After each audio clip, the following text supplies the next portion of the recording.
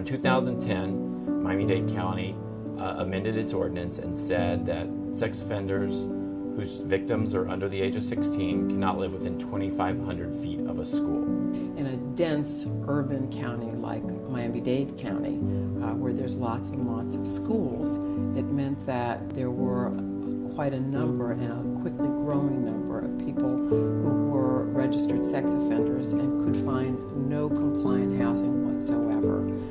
We have brought a lawsuit in the Southern District of Florida in federal court there alleging that a law like that has resulted in mass homelessness among this particular group of people who already served their sentences and paid their debt to society. When we originally filed this lawsuit, there was a large encampment along 71st Street and 36th Avenue, 36th Court, near the border of Hialeah. It was in a warehouse district along a railroad track. That's where individuals, when they were being released from prison and they didn't have somewhere to go, the Department of Corrections would say, hey, go to this address.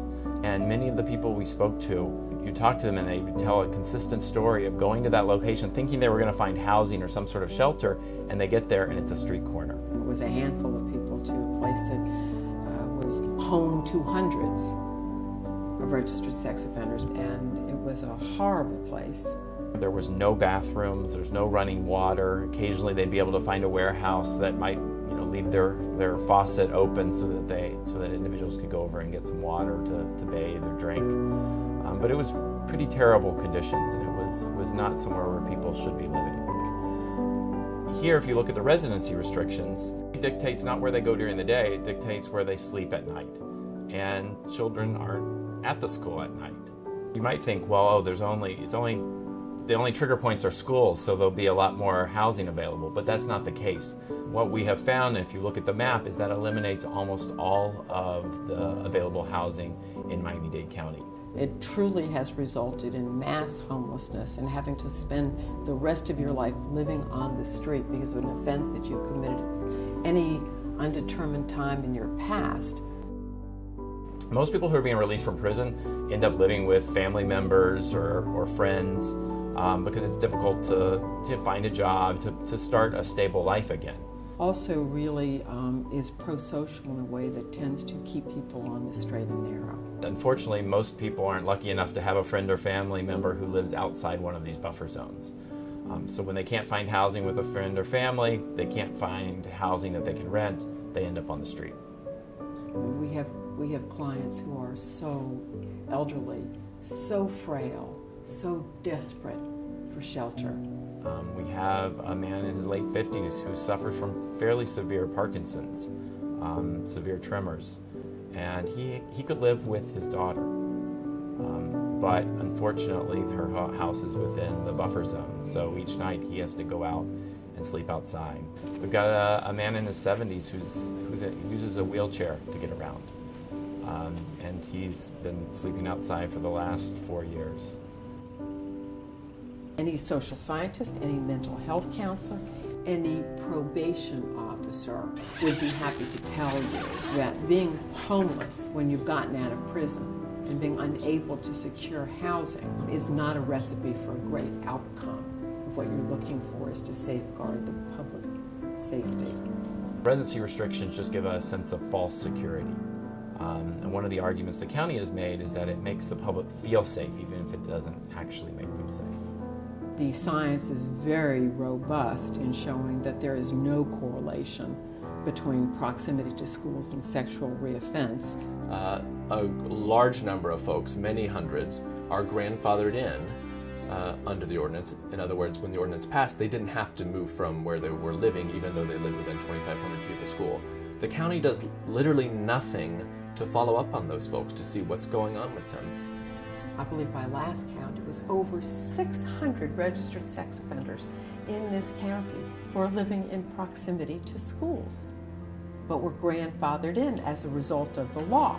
Someone reoffends because of relational proximity, not because of geographic proximity to a young person. Most sex crimes committed against children are perpetrated by somebody who's close to the child. So a friend or family member, a coach, a minister, somebody who can develop that relationship with the child. While there are cases of stranger danger where a stranger abducts a child. Those are very, very rare. So one of our experts in our lawsuit will testify that recidivism rates for sex offenders are actually lower than the general population of individuals who have committed other types of crimes. So it's really simply not the case that these are a group of folks who are just inevitably going to reoffend. In fact, they become less likely to reoffend than anyone else on the street is to offend in the first place after a certain amount of time has passed. The plaintiffs in our lawsuit all have been convicted of one sexual offense, and the crimes occurred well before the ordinance was enacted in 2005. None of them have reoffended with another sexual offense, so we're talking about over 12 years since they have had any sexual offense. So our complaint that is going to trial in October, all of our plaintiffs, their crimes occurred before Miami-Dade enacted its original ordinance in 2005. And our position is that the United States Constitution and the ex post facto clause prohibits the county from passing an ordinance which punishes somebody for actions which occurred before they enacted the ordinance. So even though on its face this ordinance does not appear to be a criminal statute, we plan to present evidence to the court that this is in fact punishment, and therefore it is unconstitutional. In May of 2018, the county closed down the encampment. We filed a separate lawsuit to try to stop the county from closing the encampment because we said, look, these individuals are just going to be forced to another street corner in similar conditions.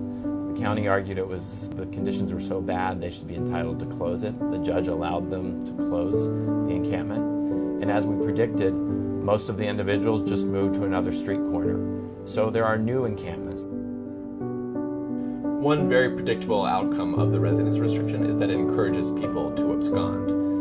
And when folks abscond, of course, then law enforcement doesn't know where they are. And if the county is concerned about knowing where folks are, then they could amend the ordinance that would enable folks to find a home, and then they would know where those folks are. This ordinance actually detracts from public safety rather than enhances it, because the county and the state are less likely to know where these people are living. We're a society that purports to believe in redemption, and the way that we're treating this particular group of people is as if they have no chance for redemption, that we have consigned them to some sort of trash heap of humanity.